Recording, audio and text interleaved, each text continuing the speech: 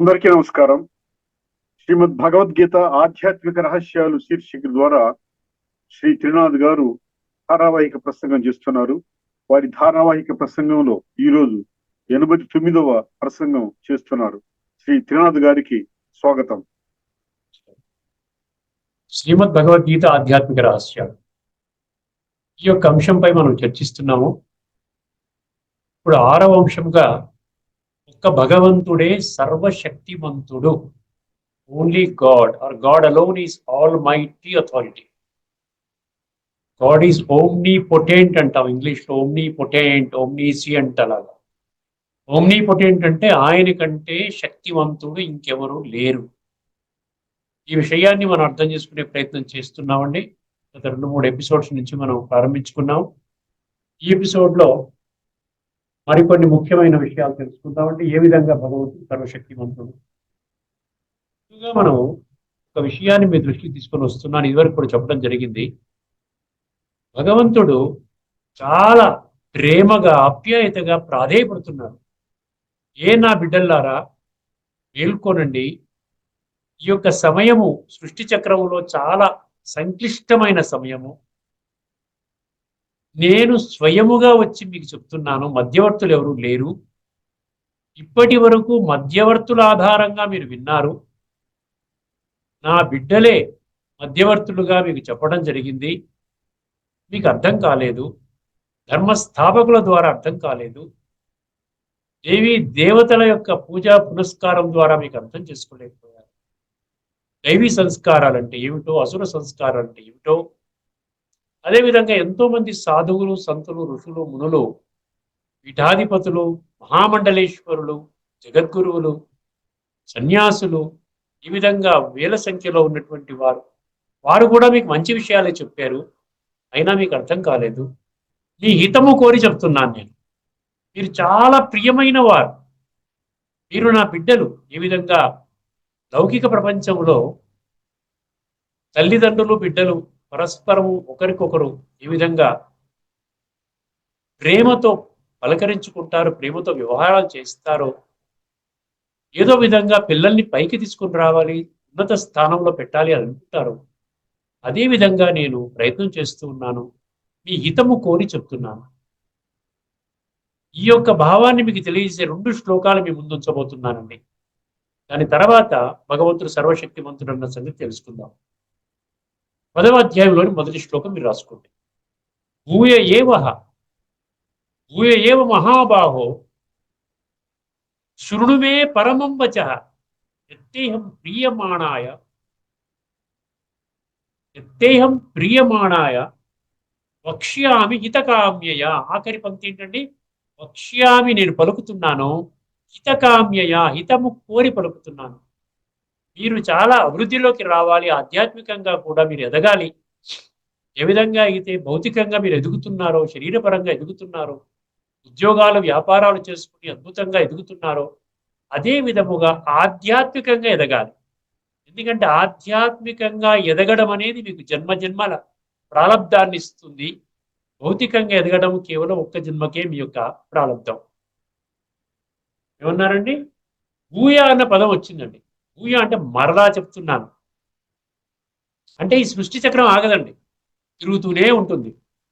ప్రతి కల్పములో కల్పాది సత్యత్రేత ద్వాపర కలి అనబడేటువంటి సృష్టి చక్రములో కల్పాదిలో నేను వచ్చి చెప్తాను. మళ్ళీ మిమ్మల్ని శ్రేష్టంగా, నా మాట విన్న వాళ్ళందరినీ కూడా శ్రేష్టంగా తయారు చేసి సత్యయుగంలో పంపిస్తాను. తర్వాత వాళ్ళు ప్రయాణం చేసుకుంటూ సత్యత్రేత ద్వాపర కలిలో మళ్ళీ వాళ్ళు భౌతికవాదముతో జీవితాన్ని ఆ విధంగా అస్తవ్యస్తంగా చేసుకొని మళ్ళీ నన్ను ప్రార్థిస్తారు. భగవంతుడా, రా, వచ్చి మమ్మల్ని ఉద్ధరించు, ఏ పతిత పావన, ఏ సర్వశక్తిమంతుడా అంట. భూయ అంటే మరలా. ఈ భూయ అనే పదం చాలా శ్లోకాల్లో వస్తుంది. భూయ ఏవ మహాబాహో అన్నాడు అక్కడ. మనందరినీ కూడా మీరు చాలా శక్తివంతులు. నేను సర్వశక్తివంతుడు అంటే మీరు మాస్టర్ సర్వశక్తివంతులు, మాస్టర్ ఆల్ మైటీ అథారిటీ గుర్తు చేస్తున్నాడు. ఏమండి? శృణుమే పరమం వచః. శృణు అంటే వినండి. పరమం వచః మామూలు వాక్యాలు కాదు ఇవి. పరమ లోతైన రహస్యాలతో కూడుకున్నది. మీ జీవితాన్ని సమూలంగా ఉద్ధరించేటువంటి ఈ యొక్క జ్ఞానము, ఆధ్యాత్మిక జ్ఞానము మరియు విజ్ఞానముతో కూడుకున్న ఈ పరమ మహావాక్యాలు వినండి, దయచేసి వినండి. ఎత్తేహం ప్రియమాణాయ వక్ష్యామి హితకామ్యయ. మీరు చాలా ప్రియమైన వారు, మీ హితము కోరి నేను చెప్తున్నాను. ఎంత అద్భుతంగా ఉంది చూసారా? భగవంతుని యొక్క తపన మీరు గమనించండి.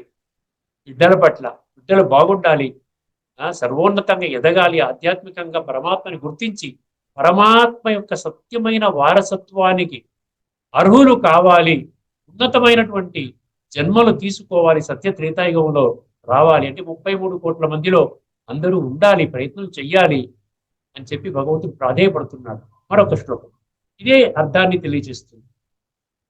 18వ అధ్యాయంలోని 64వ శ్లోకం రాసుకో. 10:1 18వ అధ్యాయంలోని 64.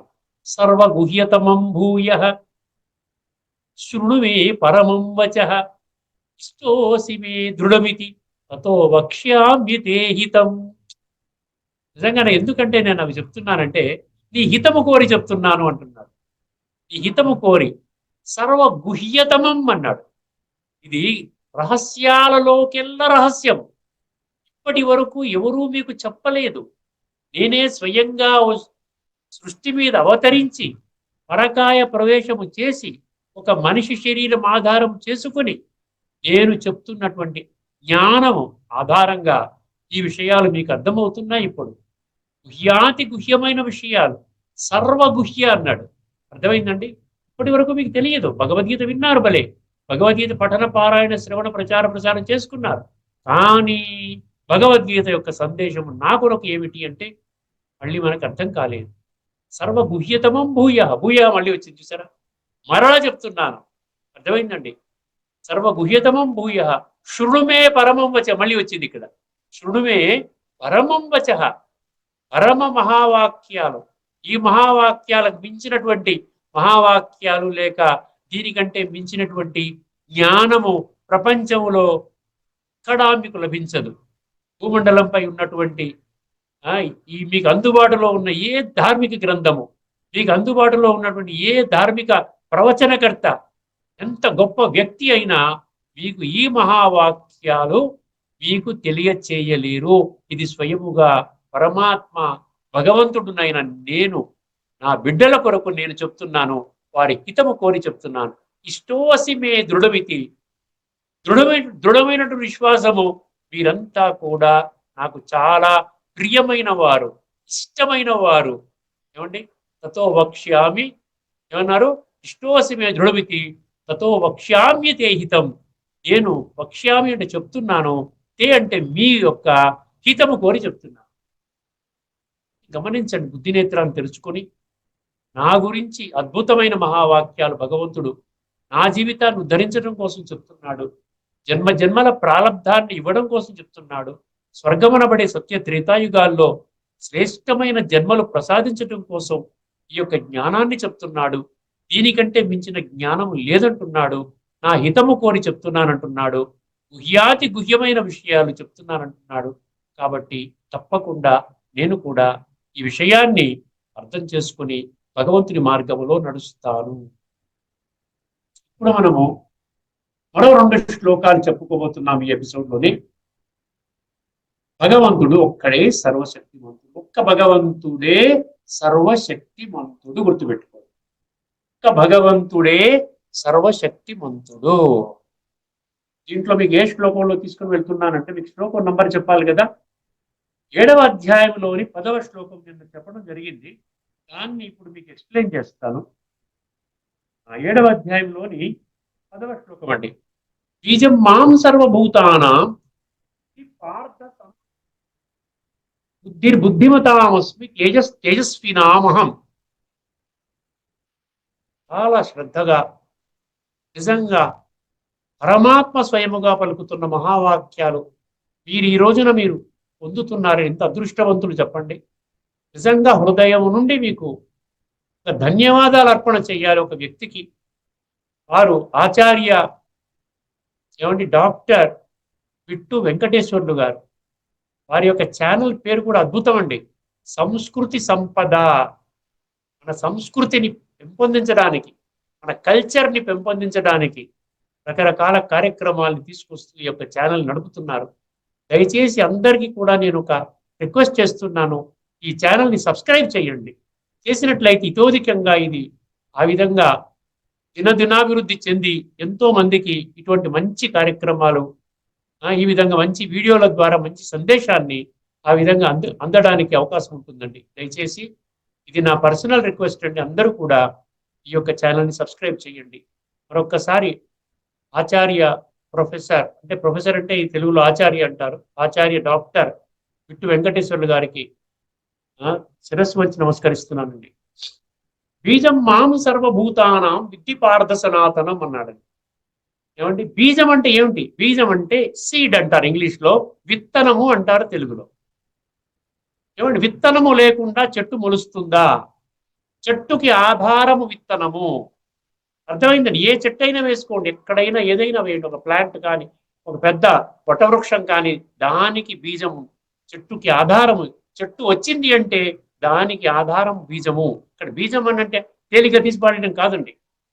బీజం మాం అంటే నేను బీజాన్ని, నేను బీజం వంటి వాడిని. ఎవరికంటున్నాడు? బీజం మాం సర్వభూతానాం, సర్వభూతానాం అన్నాడు. చూసారా? సర్వ మానవ సృష్టికి నేను బీజాన్ని. అర్థమైందండి. 850 కోట్ల మంది ఈ భూమండలంపై వర్తమానములో శరీరాన్ని ధరించి ఈ సృష్టి నాటక రంగం అనేటువంటి ఈ యొక్క నాటక రంగంపై తమ యొక్క పాత్రని అభినయిస్తున్నటువంటి 850 కోట్ల మంది అనమాట. ఈ సర్వభూతానం అంటే అదనమాట.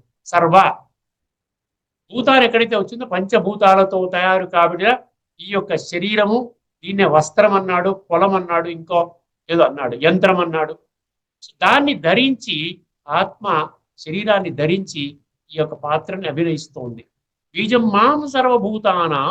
అర్థమైంది కదండి. బుద్ధిమతామస్మి అన్నాడు. బుద్ధిమంతులలో బుద్ధిని నేను అంటున్నాడండి. జాగ్రత్తగా గమనించండి. ఇక్కడ బుద్ధి అంటే 2 రకాలండి. ఒకటి బుద్ధి అంటే ఏంటంటే తెలివితేటలు. బుద్ధిమంతుడండి, చాలా బుద్ధిమంతుడండి, అన్ని సబ్జెక్ట్స్లో నంబర్ 1 వస్తాడండి, క్లాసులో ఫస్ట్ అండి అంటాడు. చూసారా? అది బుద్ధి. అంటే ఏంటి? భౌతిక శరీరం ఆధారముగా ఏదైతే పొందుతున్నాడో, ఏవైతే బుద్ధి ద్వారా అనుభవం చేస్తున్నాడో, వృద్ధిలోకి వస్తున్నాడో. చూడండి, ఎన్నో ఐఐటి ఎగ్జామ్స్ ఉన్నాయి, ఫస్ట్ ర్యాంక్ వస్తూ ఉంటారు. అదే ఐఏఎస్ ఎగ్జామ్ ఉంది, ఫస్ట్ ర్యాంక్ వస్తూ ఉంటారు. ఇక్కడ భగవంతుడు ఏమంటున్నాడు? మీరు ఆధ్యాత్మికంగా బుద్ధిమంతులు అయ్యే విధంగా నేను ఆ విధంగా మీకు బుద్ధి నేత్రాన్ని తెరిపిస్తున్నాను. ఇప్పుడు ఆధ్యాత్మికంగా మనం బుద్ధి నేత్రాన్ని తెరుచుకున్నప్పుడే భగవంతుడు మనకి లభిస్తాడు. భగవంతుని మనం కనెక్ట్ అవ్వగలుగుతాము. ఆత్మ అనుభవము, పరమాత్మ అనుభవము, రాజయోగం అనే ప్రక్రియ ద్వారా ఈ కనెక్షన్. దానికోసము బుద్ధి నేత్రము అంటే 3వ నేత్రము. ఈ లౌకిక ప్రపంచంలో మనం సాధించేటువంటి ఎన్నో విజయాలు ఏవైతే ఉన్నాయో, టాప్ వస్తున్నాం కదా, ప్రతి దాంట్లో టాప్లోకి వెళ్తున్నాం. ఆ బుద్ధి ఒక్క జన్మకే. అర్థమైందండి. అందుకని ఇక్కడ ఏమంటున్నాడు? మీలో ఉన్న బుద్ధికి ఏమంటాడు? బుద్ధి ఇంటెలిజెన్స్ ఆఫ్ ద ఇంటెలిజెంట్ అంటున్నాడు. ఏమంటే మీ బుద్ధి నేను నా వల్ల కలిగింది అంటున్నాడు. నా వల్ల కలిగింది అంటే బుద్ధిమతామస్మి తేజస్వినాం. చూద్దాం. బుద్ధిమతామస్మి అంటే ఏంటి? నన్ను గుర్తించే బుద్ధిని మీకు నా ద్వారా మీకు ప్రసాదిస్తున్నాను. జాగ్రత్త అర్థం చేసుకోండి. అర్థమైందండి. మామూలు బుద్ధి అంటే మనం లౌకికంలో మనం గీత చదువుకున్న వాళ్ళు ఏమనుకుంటారు? బుద్ధి అంటే మామూలు బుద్ధి అనుకుంటారు, తెలివితేటలు అనుకుంటారు, ఐక్యూ లెవెల్ అనుకుంటారు. ఇటు చాలా బుద్ధిమంతుడు అండి, ఫస్ట్ క్లాస్లో పాస్ అయిపోయాడు, టాప్లోకి వచ్చాడు, 100కి 100% మ్యాథ్స్లో తెచ్చుకున్నాడు. అర్థమైంది. ఆ బుద్ధి ఎలాగైనా వస్తుంది, ఆ బుద్ధి కూడా ఇంప్రూవ్ అవుతుందండి.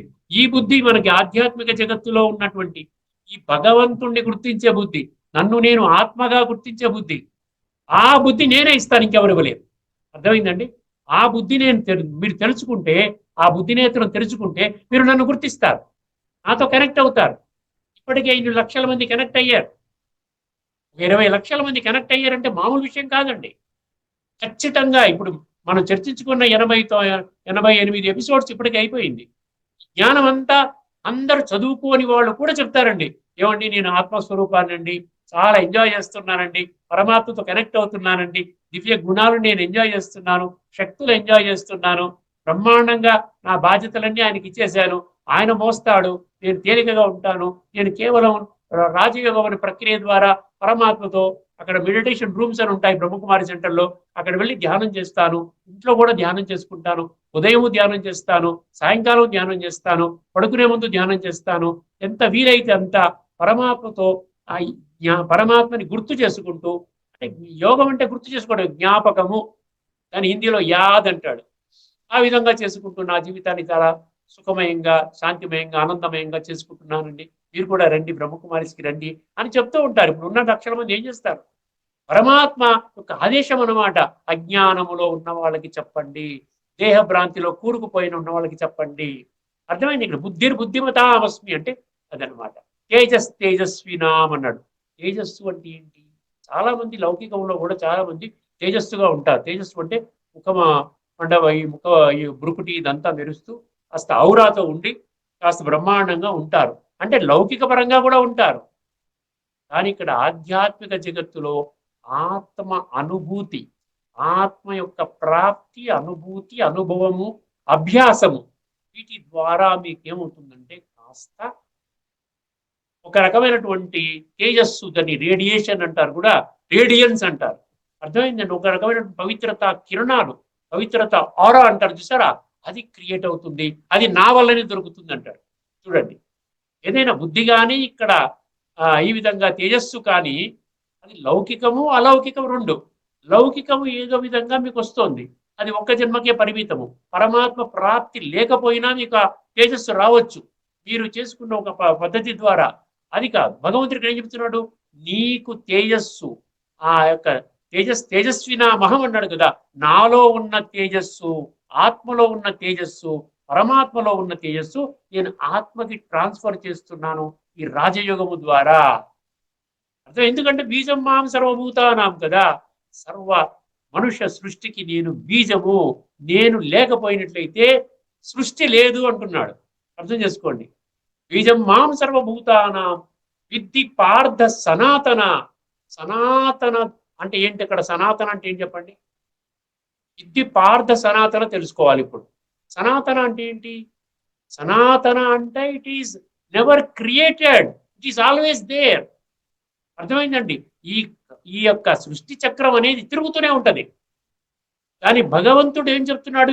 ఈ జ్ఞానం మనకు చెప్తున్నాడు, ఆయన ఈ సృష్టి చక్రం నుంచి తప్పించుకోలేవు, నీకు జన్మ రాహిత్యం అంటూ ఉండదు, జనన మరణ చక్రంలోకి రావలసిందే, ఇది అనాదిగా తిరుగుతుంది, అందుకనే సనాతన అన్నాడండి. ఏన్షియంట్, దేనికి కాల పరిమితి అంటూ లేదు, అది తిరుగుతూనే ఉంటుంది. సత్యత్రేత ద్వాపర కలి మళ్ళీ మనకి సంగమయుగము, పరమాత్మ సృష్టి మీద అవతరించి ఆత్మల యొక్క జ్ఞానం ఇచ్చి, నీవు ఆత్మవి నాయనా, నువ్వు శరీరము కాదు, నేను పరమాత్మని, నీ తండ్రిని. ఇప్పుడు తండ్రి బిడ్డల యొక్క అనుబంధము, ఆ సంబంధాన్ని మీరు అర్థం చేసుకోండి, అప్పుడు నాలో ఉన్న శక్తులు, గుణాలు మీకు వస్తాయి, అప్పుడు మీ జీవితం సఫలమవుతుంది, మీరు కాలచక్రం మొత్తం అంతా కూడా హాయిగా ఉంటారు. సత్యత్రేతాయుగాలు అన్నప్పుడు స్వర్గములో శ్రేష్టమైన జన్మను తీసుకుంటారు. ఇదనమాట సనాతన అంటే, అదనమాట అర్థం. సనాతన అంటే ఇంకొక అర్థం ఏంటి? సత్యత్రేతాయుగాల్లో ఒకే ధర్మము, ఒకే రాజు, మిగతా వాళ్ళంతా ప్రజలు, యథా రాజా తథా ప్రజ అన్నటువంటి ఆ సూక్తి అక్కడ వర్తిస్తుంది అనమాట. అర్థమైంది? అందుకనే సనాతన ధర్మము అని ఇప్పుడు మనకి ఇప్పుడు లేటెస్ట్ గా కొన్ని సంవత్సరాలు, 2-3 సంవత్సరాల నుంచి సనాతన అనే పదము వాడుతున్నారు. దాని మీద ఘర్షణాత్మకంగా కూడా మాట్లాడుతున్నారు. సనాతన ధర్మము, సనాతన ధర్మము, హిందూ ధర్మము అంటూ. సనాతన ధర్మము అంటే ఊరికినే నేను 1,00,000 సార్లు సనాతన సనాతన అనేస్తే సనాతనంలోకి రారండి. సనాతన ధర్మము అంటే సత్యత్రేతాయుగాల్లో మీకు ఎంట్రీ పాస్ దొరకటం. ఏ జన్మైనా కానివ్వండి, ముందు మీకు ఎంటర్ అవ్వాలంటే సాత్విక సంస్కారాలు ఉండాలి, లేకపోయినట్లయితే మీరు సత్యత్రేతాయుగాలు అనబడేటువంటి సనాతన ధర్మములోకి ఎంటర్ అవ్వలేరు, అక్కడ జన్మను తీసుకోలేరు. అర్థమైంది కదా? బీజం మాం సర్వభూతానాం విద్ధి పార్థ సనాతన బుద్ధిర్బుద్ధిమతామస్మి తేజస్వినాం అహం. ఇప్పుడు ఇంకొక శ్లోకం చెప్పి ముగిద్దామండి. చాలా ముఖ్యమైన శ్లోకం ఇదే సందేశం అనేది అది కూడా ఇస్తోంది. అందుకనే 10వ అధ్యాయంలోని 39వ శ్లోకం విభూతి యోగం. విభూతి అంటే భగవంతుడి యొక్క మహిమలండి, భగవంతుడి యొక్క గొప్పలు అన్నమాట. ఎందుకు భగవంతుడు ఎలాగయ్యాడు అవన్నీ ఉంటాయి, మహిమలు ఉంటాయి. ఒక 60, 70, 80 మహిమలు ఉంటాయి అందులో. అవన్నీ కూడా మనం ఏదన్నా ఎపిసోడ్లో మనం చర్చించుకుంటాము. ప్రస్తుతం ఏంటంటే ఇక్కడ బీజం గురించి వచ్చింది కదా. 10వ అధ్యాయంలో 39వ శ్లోకంలో యచ్చాపి సర్వభూతానాం బీజం తదహం అర్జున. ఏమంటే యచ్చాపి సర్వభూతానాం బీజం తదహం అర్జున నతదస్తి వినాయత్ స్యాత్ మయా భూతం చరాచరం అన్నారు. చక్కగా ఉందండి శ్లోకం. ఏమి సంస్కృతం లేదు, ఏమి లేదండి. మన బుద్ధినేత్రం తెరుచుకుంటే చాలా చక్కగా అర్థం చేసుకోవచ్చు, మన జీవితాన్ని మార్చుకోవచ్చు. ఎన్నో లక్షల మంది ఏ చదువు లేని వాళ్ళు మార్చుకుంటున్నారు. అర్థమైందండి. అందరూ ఉన్నారు. 20 వింగ్స్ ఉన్నాయండి. ఇందులో జడ్జెస్ ఉన్నారు, మరియు ఉన్నారు, డాక్టర్లు ఉన్నారు, మెడికల్ వింగ్, జుడిషియల్ వింగ్, ఏమంటే అడ్మినిస్ట్రేటర్స్, మేనేజర్స్, ఎగ్జిక్యూటివ్స్ వింగ్ అని ఉంది, women's wing, sports wing, security wing, ఏమండి ఇలా అన్ని వింగ్స్, యూత్ వింగ్, లక్షల మంది ఉన్నారు. అర్థమైందండి. సో ఈ విధంగా ప్రతి వింగ్ వైజ్ కూడా వాళ్ళు ఏం చేస్తున్నారు, ప్రతి వర్గానికి కూడా ఈ సందేశం చేరాలి. భగవంతుడు సృష్టి మీద అవతరించాడు, వచ్చి సంస్కార పరివర్తన అనేటువంటి ఒక దివ్య కర్తవ్యం చేస్తున్నాడు. దాని ద్వారానే వారు ప్రామిస్ చేసిన విధముగా ధర్మ సంస్థాపనార్థాయ సంభవామి, నేను ధర్మస్థాపన కోసం వచ్చాను. ధర్మస్థాపన అధర్మములో నడిచే మనుషుల ద్వారా జరగదు. కాబట్టి ఏమన్నాడు, వినాశాయ చ దుష్కృతాం అన్నాడు. నమాం దుష్కృతినో అన్నాడు. అక్కడ 7వ అధ్యాయంలో అంటాడు, నమాం దుష్కృతినో మూఢా ప్రపద్యంతే నరాధమ మాయ అపహృత జ్ఞాన ఆసురిం భావమాసి. ఈ 4 వర్గాల వాళ్ళు నన్ను పొందలేరు. వినాశాయ చ దుష్కృతాం, వాళ్ళతో నేను చేయను. కాబట్టి వాళ్ళు ఆ విధంగా వాళ్ళ ఆయుష్ని వాళ్ళే తగ్గించుకుంటారు. టెన్షన్లోకి వచ్చి, రోగాలు వచ్చి, సమస్యలకు వచ్చి వాళ్ళే అయిపోతుంటారు. ఈ సృష్టిలో సత్యయుగం ఆరంభమయ్యేటప్పటికి వీళ్ళందరూ కూడా వినాశనమైపోతారు. వాళ్ళ పాత్ర ముగించి వాళ్ళు క్రొత్త యుగం అనేది ప్రారంభమవుతుంది అంటారు. ఇప్పుడు దీన్ని గమనించి ఒకసారి విశ్లేషణ చేసుకుందామండి. చాపి సర్వభూతానాం బీజం తదహం అర్జున. సర్వభూతానాం అన్నాడు. మళ్ళీ వచ్చి చూసారా, సర్వ, విశ్వ, జగత్, లోక, ఇహ, ఈ 5 పదాలు 137 శ్లోకాల్లో ఉందండి. ఎక్కడ ఏ ఒక్క శ్లోకంలో కూడా నేను హిందువులు అనబడేటువంటి ఒక గ్రూప్కి చెప్తున్నానండి అని ఎక్కడా లేదండి. విశ్వ, అదే మన సర్వే భవంతు సుఖినః అనే ప్రతి శ్లోకం వచ్చింది. సర్వే భవంతు సుఖినః, సర్వే జనా సుఖినో భవంతు ఎక్కడి నుంచి వచ్చింది? సర్వే అని వచ్చింది కదా. లోకా సమస్త సుఖినో భవంతు, సర్వమానవ సోదర భావము, వసుదైవ కుటుంబకము, ఇవన్నీ మనం ఈ భగవద్గీతని తత్వజ్ఞాన కోణంలో అర్థం చేసుకున్నప్పుడే కనెక్ట్ అవుతాం మనం. అరే రే ఎంత చక్కగా ఉంది, గీతనే కదా, వీరు చెప్పేది కూడా గీతనే కదా, ఇక్కడ బ్రహ్మకుమారి చోట చెప్పేది కూడా గీతనే. కానీ ఎవరు చెప్పలేదే విషయాలు, గీతలో ఉన్న శ్లోకాలే కదా చెప్తున్నాడు ఆయన. ఆలోచించుకోండి, కాస్త బుద్ధినేత్రం తెరుచుకుంటే చాలు. ఏమన్నా, యచ్చాపి సర్వభూతానాం బీజం తదా తత్ అహం అర్జున, నేను బీజాన్ని నేను, తదస్తి వినాయత్ స్యాత్ మయా భూతం చరాచరం, నేను లేకుండా ఈ సృష్టి లేదు అంటున్నాడు. ఈ సృష్టి ఉన్నది అంటే నేనున్నాను. ఎంత బాగా చెప్పండి చూడండి. సృష్టి ఉన్నది అంటే నేనున్నాను, మీరు నన్ను పనికి అనిపెట్టండి. నేను ఆ ఫార్ములా కూడా చెప్తున్నాను. ఎలాగ మీరు నన్ను పసిగట్టి ఏ విధంగా నన్ను క్యాచ్ చేయాలి. డివైన్ పవర్ అనేది ఇట్ ఈస్ ఫ్లోయింగ్. భగవంతుడి నుంచి ఆ పవర్ అనేది వెళ్తోంది, ముందుకు వస్తోంది. ఎవరు క్యాచ్ చేయగలుగుతున్నారు? ఆత్మ అనుభూతి చేసేవాడు క్యాచ్ చేయగలుగుతున్నారు. ఆత్మ అనుభవం చేసుకున్నవాడు. ఎందుకంటే ఆత్మ is the medium for catching the divine power of God. అర్థమైందండి. తదస్తి వినాయత్ స్యాత్ మయా భూతం చరాచరం, నేను లేనటువంటి ఈ సృష్టి అనేది లేదు. సృష్టి నా కారణముగా, నేనే బీజము, నేను బీజం వేశాను కాబట్టి సృష్టి వచ్చింది. ఇది అనాదిగా నడుస్తున్నది, నేను ఎప్పటికీ ఉంటాను. నేను జనన మరణ చక్రములో ఉండను. జనన మరణ చక్రములో ఉండేటువంటి 33 కోట్ల దేవీ దేవతలు, అదే విధముగా వివిధ ధర్మస్థాపకులు, అదే విధముగా వందల వేల సంఖ్యలో ఉన్నటువంటి సాధువులు, సంతులు, ఋషులు, మునులు, ఇవి వగైరా వగైరా వీళ్ళందరూ సన్యాసులు, వీళ్ళందరూ కూడా ఎప్పటికీ ఉండరు, ఎప్పటికీ ఒకటే స్థితిలో ఉండరు. వాళ్ళు శరీరాన్ని విడిచిపెడతారు. పుట్టినవాడు మరణిస్తాడు, మరణించిన వాడు పునః జన్మ తీసుకుంటాడు. జాతస్య హి ధ్రువో మృత్యు ధ్రువం జన్మ మృతస్య చ. దేహినోస్మిన్ యదా దేహి కౌమారం యవ్వనం జరా తదా దేహాంతర ప్రాప్తి. వాసాంసి జీర్ణాని యథా విహాయ నవాని గృహుణాతి నరోపరాణి. ఏ విధంగా వస్త్రం మార్చుకుని మళ్ళీ కొత్త వస్త్రం వేసుకుంటాడు.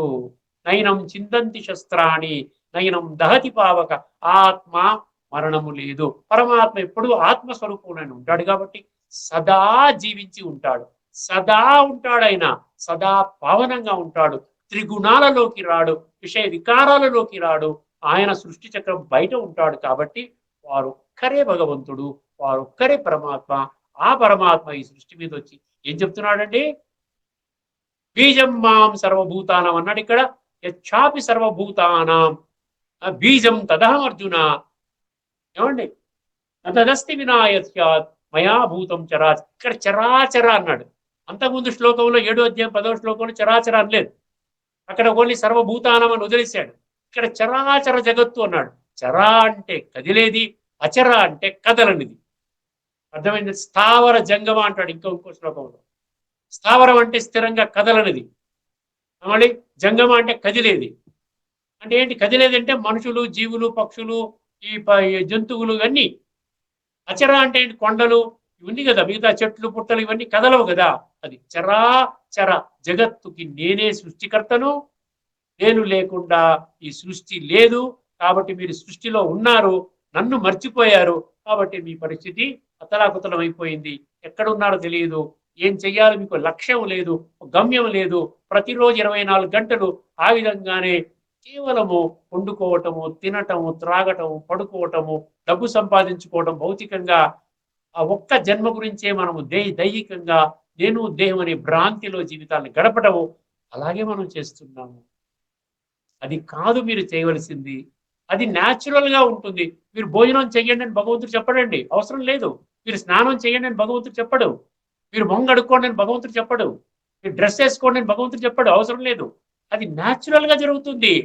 కానీ భగవంతుడు చెప్పేది ఏంటి? మీరు ఆత్మ యొక్క నేత్రాన్ని తెరుచుకోండి, ఆత్మ జాగృతి చేసుకోండి. స్పిరిచువల్ అవేకనింగ్ అంటారు. సోల్ కాన్షియస్నెస్ లోకి రండి.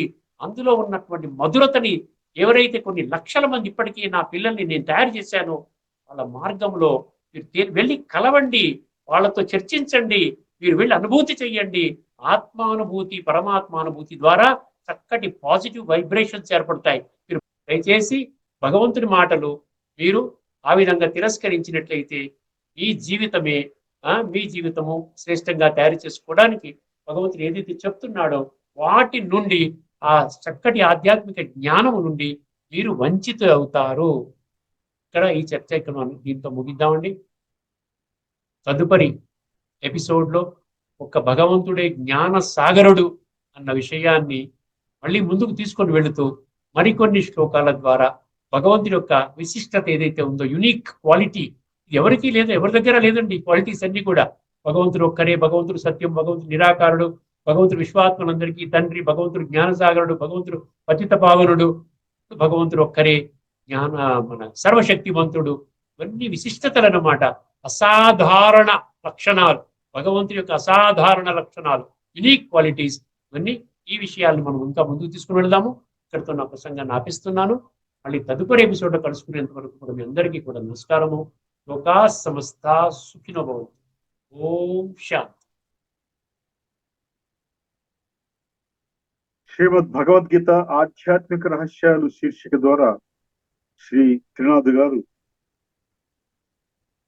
భగవంతుడు సర్వశక్తివంతుడు, శక్తిమంత తత్వాన్ని సవివరంగా విశ్లేషించారు. వారికి ధన్యవాదాలు.